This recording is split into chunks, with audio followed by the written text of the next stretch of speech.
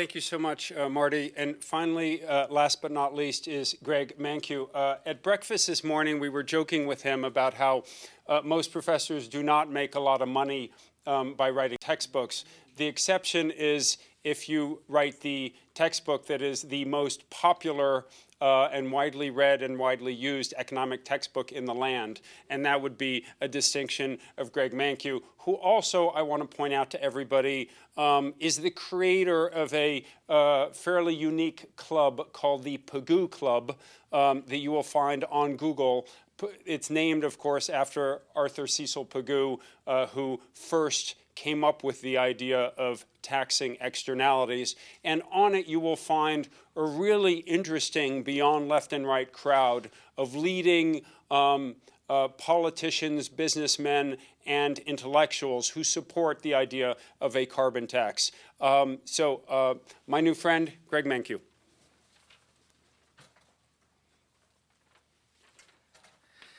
Thank you. It's a great honor and delight to be here. In my 30 years as a career as an economist, I've had a lot of distinguished co-authors, but never as group as distinguished as this one. So I'm really very happy to be here. If you reporters call your favorite 3 or 4 economists, just choose your favorite 3 or 4, and ask them, what do you think about the idea of putting a price on carbon? My guess is that all of them, and certainly a vast majority of them, would say, yes, that's absolutely the right way to deal with climate policy. There is a complete consensus among economists that putting a price on carbon is the right thing to do. And this is economists from the left, from the right, and the middle. It's really a consensus view. And so what I want to do today is try to explain to you why it's such a consensus view among economists. I want to sort of emphasize 2 broad principles.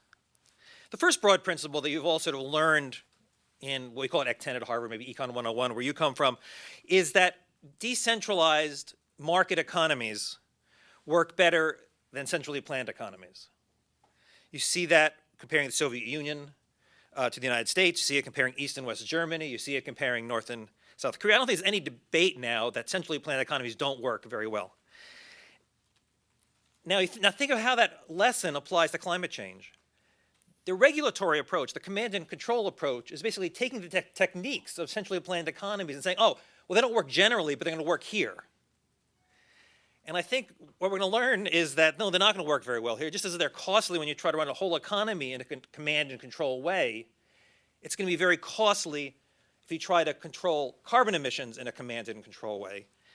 And the reason is really pretty simple, which is that the way in which we impact the climate is through many, many, many decisions as we go about our lives. So think about your personal carbon footprint. How do decisions you make every day affect your carbon footprint? Well, you have to decide what kind of car to drive. You have to decide where you're going to live, so therefore how far you're going to commute. You have to decide whether to carpool with your neighbor to work. You have to decide whether to take public transportation. You can decide what size house to live in. Once you buy the house, you can decide whether to change the windows to more fuel-efficient windows. There's literally hundreds of decisions that you're going to face throughout your life that's going to affect your carbon footprint. Well, if we're going to try to make those decisions correct ones via command and control, the government's going to have to go in there and micromanage your life to a degree that cannot possibly work in a free society. So you realize that any sort of command and control is going to leave lots of decisions unaffected and therefore not be the most efficient way of dealing with that. So what's the most efficient way of dealing with that? Well, let's go away from the centrally planned solution to the decentralized market solution. How do markets work?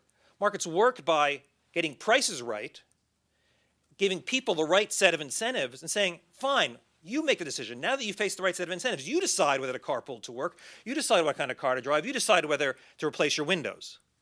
And what carbon pricing does is it gives people the right incentives. It then makes a lot of the micromanagement unnecessary. We can now sweep away those regulations because people are now incentivized to do the right thing given the right price of carbon. So it's basically moving away from a command and control centralized approach to a decentralized market-based approach where we trust individuals to make the right decisions once they face the right set of incentives. So that's sort of the first big lesson that I want to sort of leave you with. The second big lesson of economics, I believe, is that uncertainty is bad. Now, some uncertainty is a fact of life. We can't do away with all uncertainty. But generally, people don't like uncertainty for good reason. It's very hard to make long-term plans in the face of uncertainty.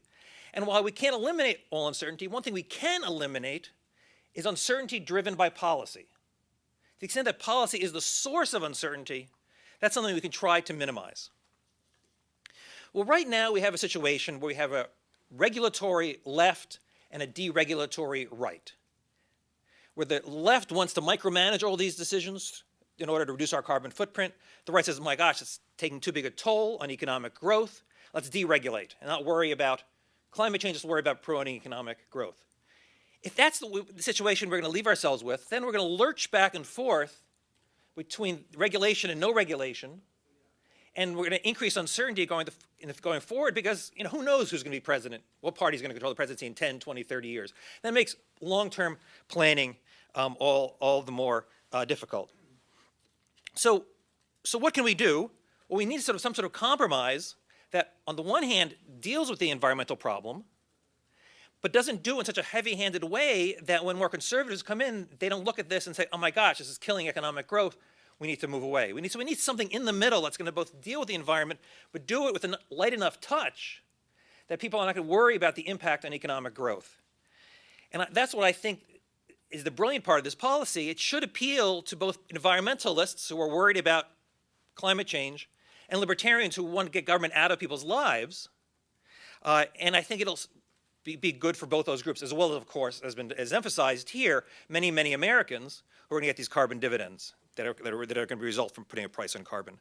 So I think for those two big reasons, moving to a decentralized system and reducing policy uncertainty, this is good for the economy. Now, one of my favorite words when I read journalists is the word panacea. You guys use the word panacea a lot. And if you ever notice when you use the word panacea, there's always a not with it. This is not a panacea. Nothing ever is a panacea. Everything's not a panacea. Well, this is the closest thing I know to a panacea. It solves lots and lots of problems at once. You have a vast majority of policy wants to say this is the way to go, and the only thing that's standing in our way is to convince our leaders, and in particular the American public, that this is the way to go. That could leave them and the environment and the future descendants who are going to inherit the environment better off. So maybe it's not a complete panacea, but it's as close to one as I've ever seen. Thank you very much.